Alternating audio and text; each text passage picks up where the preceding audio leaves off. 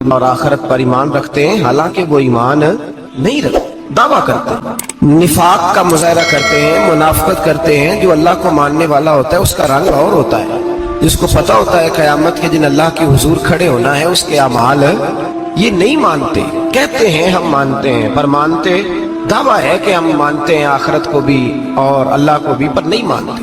قیامت قائم ہونا ضروری ہے، اگر وقوع قیامت نہ ہو تو ظالم کی تو موجیں لگ گئیں، جابر تو موج کرے گا، فاسق اور فاجر تو کہیں گے دنیا میں بھی ہم اپنے اقتدار کے زور پر جیتے رہے، آج بھی ہمیں پوچھنے والا کوئی نہیں۔ عقلاً نقلاً قیامت کا قائم ہونا ضروری ہے۔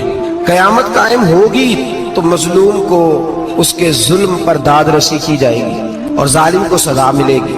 ایک آدمی ساری زندگی دنیا کے اندر لوٹ مار کرتا رہا، دھوکہ فریب فراڈ کرتا رہا، اس کی راتیں شراب و کباب میں گزر گئیں، وہ مرے اور بات ختم ہو گئی، ٹھیک ہے موج کر کے چلا گیا۔ ایک آدمی ساری زندگی اس نے اللہ تبارک و تعالیٰ کی رضا کے لیے اپنی نظر کی حفاظت کی، زبان کی حفاظت کی، یہاں تک کہ دل کی بھی حفاظت کی، وہ بھی مرے تو معاملہ ختم ہو گیا۔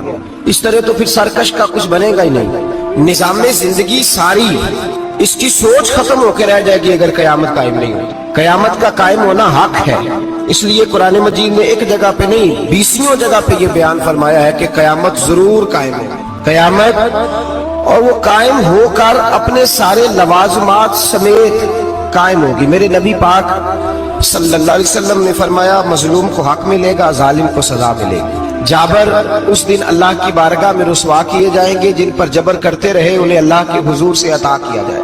قیامت کا وقوع ہونا ضروری ہے، اور قیامت تو جب قائم ہوگی تب ہوگی۔ دنیا میں بھی ایسا ہوتا ہے، ظلم کا انجام ٹھیک نہیں ہوتا، جبر کا انجام، جھوٹ کی زندگی لمبی نہیں ہوتی، دھوکے فریب فراڈ ملمہ سازی، ان چیزوں کی عمریں اللہ نے تھوڑی رکھی ہے۔ وقتی طور پر ظالم کو، دھوکے باز کو، جابر کو جو مہلت ملتی ہے وہ سمجھتا ہے میری سیاست کام کر رہی ہے، وہ سمجھتا ہے میں بڑا دانا ہوں، بڑا چالاک ہوں، دیکھ لو اتنے ظلم کے، جبر کے، دھوکے کے باوجود بنا ہوا ہوں۔ حالانکہ اللہ کی طرف سے اسے مہلت ملتی ہے اور بڑا ہی مہربان ہے۔ مہلت اس طرح دیتا ہے کہ میرے نبی پاک علیہ السلام نے فرمایا جب میرا مسلمان نیکی کرتا ہے تو اللہ فرشتوں سے فرماتا ہے 70 گنا بڑھا کے لکھ لو اس کی نیکی، 70 گنا، اور جب گناہ کرتا ہے تو اللہ فرماتا ہے ٹھہر جاؤ ابھی لکھنا نہ، اسے ٹائم دو۔ یا اللہ کتنا؟ فرمایا 24 گھنٹے تو دو، ہو سکتا ہے توبہ کر لے، یہ اس کی مہربانی ہے۔ اب وہ جو اللہ نے مہلت دی ہے نا کہ شاید توبہ کر لے، لوگ سمجھتے ہیں میری چالاکی کی وجہ سے نظام سیٹ چل رہا ہے، میں بڑا تیز ہوں، 2 4 5 باتیں بولتا ہوں سب صحیح ہو جاتا ہے۔ لوگ اس کو اپنی دانائی سمجھ لیتے ہیں، حالانکہ وہ اللہ کی طرف سے۔ فرعون نے کئی 100 سال حکومت کی اور اس طرح اس نے ظلم کیے کہ لاکھوں اور ہزاروں بچے قتل ہی کرا دیے، 12,000 عورتوں کے پیٹ میں حمل تھا اس نے ضائع کرا دیا۔ جب حضرت موسیٰ علیہ السلام اپنی قوم کو لے کے نکلے، راستے میں دریا آ گیا، فرعون پیچھے لگا ہوا تھا، وَإِذْ فَرَقْنَا بِكُمُ الْبَحْرَ فَأَنْجَيْنَاكُمْ، اللہ فرماتے تمہارے لیے میں نے دریا کو پھاڑا اور تمہیں نجات دے دی، وَأَغْرَقْنَا آلَ فِرْعَوْنَ، اور فرعون کو غرق کر دیا، وَأَنْتُمْ تَنْظُرُونَ، تم کھڑے دیکھ رہے تھے۔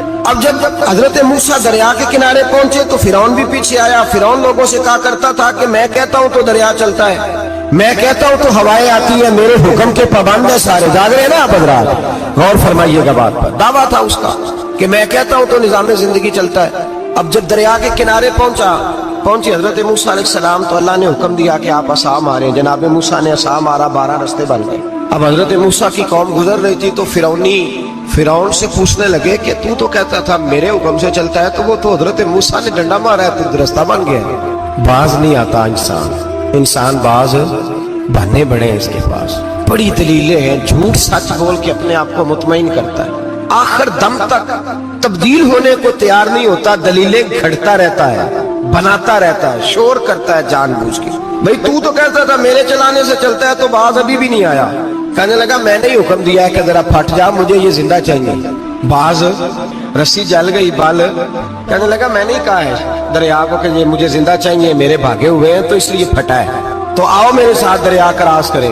تو پتا تو ان کو بھی تھا نا جتنا تو رب بنا ہوا ہے، پتا تو تھا، سارے جانتے تھے۔ کہنے لگے تو پہلے کراس کر، اگر تو بچ گیا تو ہم بھی پیچھے آتے ہیں۔ اب چاروں لاچار۔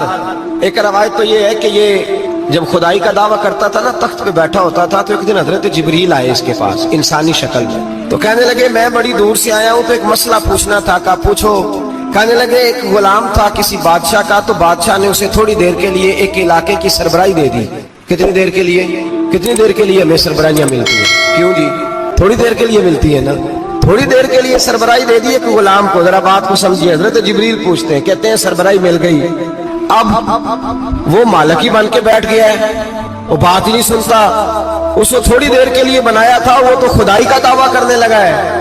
آپ بتائیں اس کا انجام کیا ہونا چاہیے؟ یہ مسئلہ پوچھنے آیا ہوں. تو فرعون کہنے لگا اس کا انجام یہ ہے کہ اسے پانی میں گوتے دے دے کے مار دے.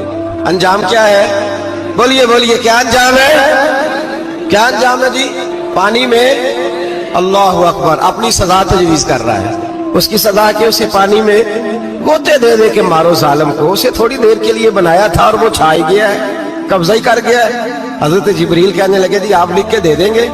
کہنے لگا لاؤ لکھ دیتے ہیں. لکھوا لیا. جناب جبریل رکا لے کے تشریف لے گئے. اب جب فرعون دریا میں آیا نا تو اللہ نے حکم دیا مل جا. جب دریا ملا